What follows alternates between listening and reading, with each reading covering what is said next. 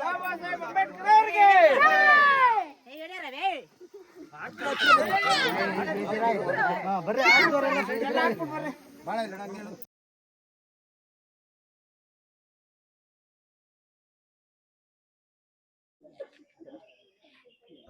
ಗ್ರಾಮ ಶಾಖೆಯ ಅರುಣ್, ತಿಮ್ರಾಯಿ, ಅಜಯ್ ಈ ಎಲ್ಲ ಮುಖಂಡರಿಗೆ ಮೊದಲಿಗೆ ನಾನು ಅಭಿನಂದನೆಗಳನ್ನು ಸಲ್ಲಿಸ್ತಾ, ಕರ್ನಾಟಕ ದಲಿತ ಸಂಘರ್ಷ ಸಮಿತಿ ಜೈ ಭೀಮ್ ಗರ್ಜನೆ ರಾಜ್ಯ ಸಮಿತಿ ವತಿಯಿಂದ ನಾವು ಈ ದಿನ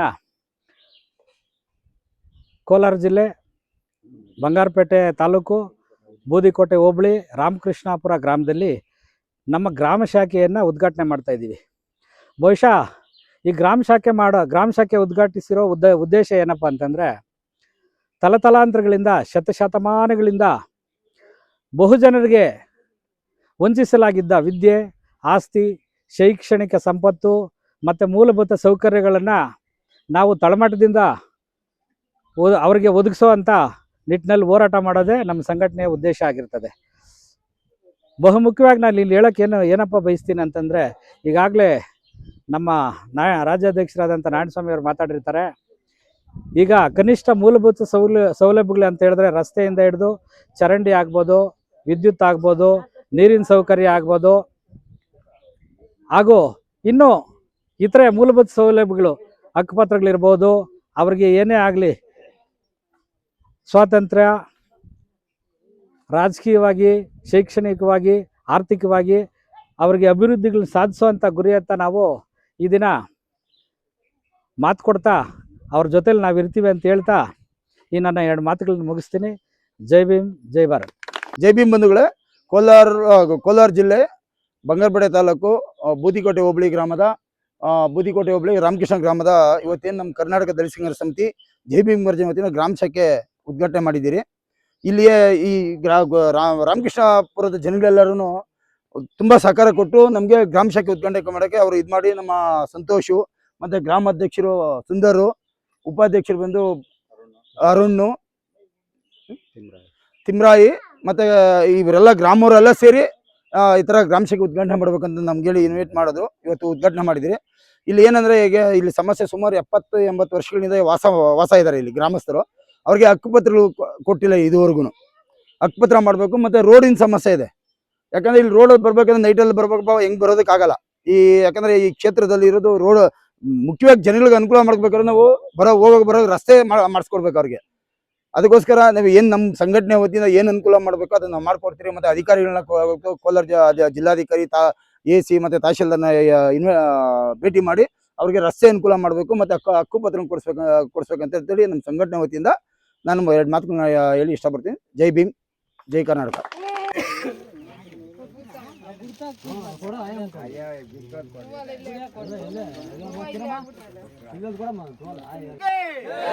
ಬಾಬಾ ಸಾಹೇಬ್ ಅಂಬೇಡ್ಕರ್ ಅವರಿಗೆ, ಬಾಬಾ ಸಾಹೇಬ್ ಅಂಬೇಡ್ಕರ್ ಅವರಿಗೆ ಜೈ ಭೀಮ್ ಗರ್ಜನೆಗೆ, ಜೈ ಭೀಮ್ ಗರ್ಜನೆಗೆ, ಜೈ ಭೀಮ್ ಗರ್ಜನೆಗೆ.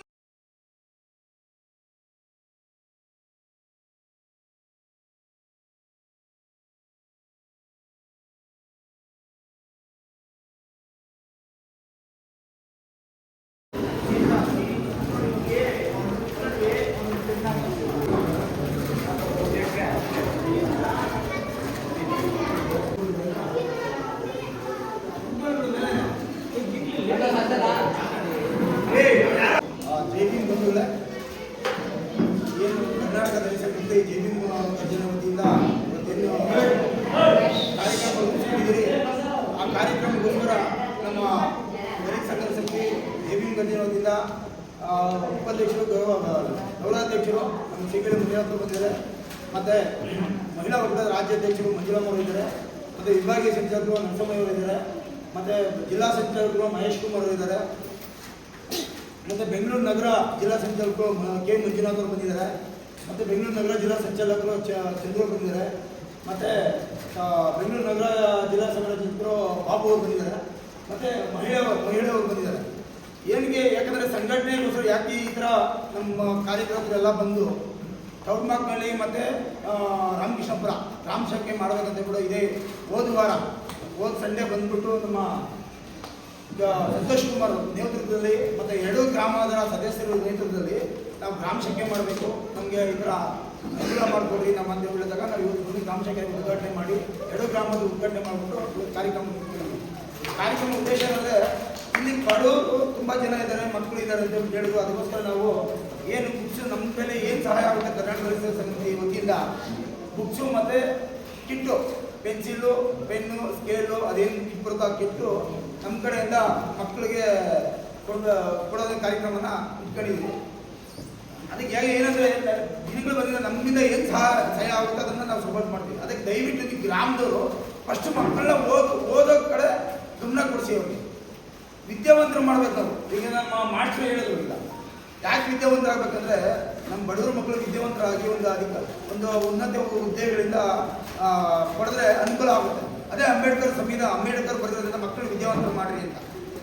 ಅಂಬೇಡ್ಕರ್ ಸಂವಿಧಾನ ವಿದ್ಯಾವಂತರು ಮಾಡಿ ಅಂತಲೇ ಮಾಡೋದು. ಸಮಾನತೆ ನಾವು ಕಾಪಾಡ್ಕೊಬೇಕು ಅಂತ ನಾವು ಸಮಾನತೆ ಮಾಡಿದವರು.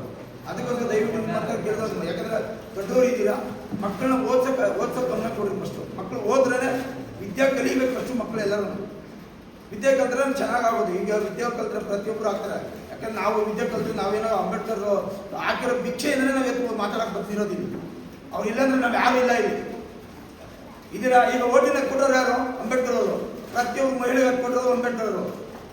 ಪ್ರತಿಯೊಂದು ವಿದ್ಯೆ ಕೊಟ್ಟರು ಅಂಬೇಡ್ಕರ್ ಅವರೇ. ವಿದ್ಯೆ ಯಾಕೆ ಕಲಿಸಿದ್ರು ನಮ್ಗೆ ಹೇಳಿ ನೋಡೋಣ. ಅವಾಗ ಅಂಬೇಡ್ಕರು, ಜ್ಯೋತಿಬಾ ಫುಲೆ ಮತ್ತು ಸಾವಿತ್ರಿಬಾಯಿ ಫುಲೆ ಅವರೇ ವಿದ್ಯೆ ಕಲಿಸಿದ್ರು ಫಸ್ಟು.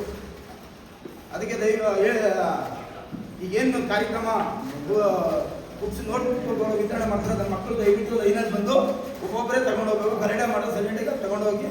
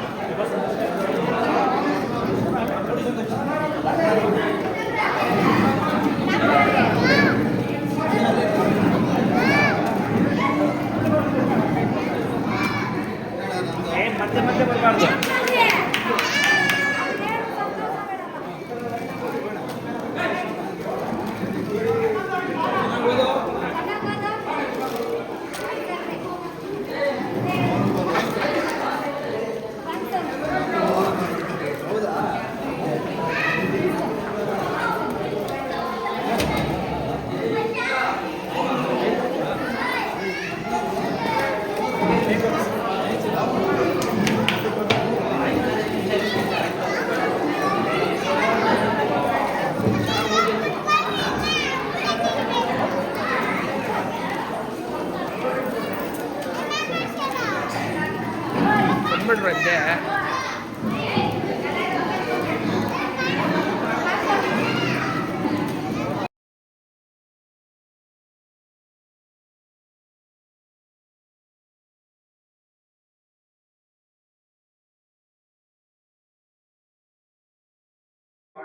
ನಮಸ್ಕಾರ. ನಾನು ರಾಮೋಜಿರಾವ್, ಸರ್ಕಾರಿ ಹಿರಿಯ ಪ್ರಾಥಮಿಕ ಶಾಲೆ ಕಣ್ಣಮನಹಳ್ಳಿ ಶಾಲೆಯ ಪ್ರಭಾರಿ ಮುಖ್ಯ ಶಿಕ್ಷಕರಾದಂತಹವರು. ಈ ದಿನ ನಮ್ಮ ಒಂದು ಶಾಲೆಗೆ ಕರ್ನಾಟಕ ದಲಿತ ಸಂಘರ್ಷ ಸಮಿತಿ ಜೈ ಭೀಮ ಗರ್ಜನೆ ಎನ್ನುವಂತಹ ಒಂದು ಸಮಿತಿ ವತಿಯಿಂದ ಸಮಿತಿಯ ಒಂದು ಅಧ್ಯಕ್ಷರಾದಂತಹ ನಾರಾಯಣ ಸ್ವಾಮಿಯವರು ಹಾಗೂ ಮುನಿಯಪ್ಪ ಸಂಸ್ಥಾಪಕ ಅಧ್ಯಕ್ಷರಾದಂಥ ಮುನಿಯಪ್ಪರವರು ಇವರು ನಮ್ಮ ಒಂದು ಶಾಲೆಯಲ್ಲಿ ಕಾರ್ಯಕ್ರಮವನ್ನು ಮಾಡಿ ಬಡ ಮಕ್ಕಳಿಗೆ 1ರಿಂದ 10ನೇ ತರಗತಿ ಓದುತ್ತಿರುವಂತಹ ಸುಮಾರು 250 ವಿದ್ಯಾರ್ಥಿಗಳಿಗೆ ಪುಸ್ತಕಗಳನ್ನು ಮತ್ತು ಪೆನ್ಸಿಲ್ ಕಿಟ್ಗಳನ್ನು ವಿತರಣೆ ಮಾಡಿ ಮಕ್ಕಳ ಒಂದು ವಿದ್ಯಾಭ್ಯಾಸಕ್ಕೆ ಸಹಾಯವನ್ನು ಮಾಡಿದ್ದಾರೆ. ಅವರಿಗೆ ನಾನು ಹೃತ್ಪೂರ್ವಕವಾದಂಥ ಧನ್ಯವಾದಗಳನ್ನು ತಿಳಿಸ್ತಾ ಇದ್ದೀನಿ. ಹಾಗೆ ಇವರು ಮತ್ತಷ್ಟು ಸಹಾಯವನ್ನು ಮಾಡಲಿ ಬಡ ಮಕ್ಕಳಿಗೆ ಅಂತ ನಾನು ಆಶಿಸ್ತಾ ಅವ್ರಿಗೆ ಅಂತಹ ಒಂದು ಶಕ್ತಿಯನ್ನು ದೇವರು ಕೊಡಲಿ ಅಂತ ಹೇಳ್ಬಿಟ್ಟು ನಾನು ಕೇಳ್ಕೊಳ್ತಾ ಇದ್ದೀನಿ.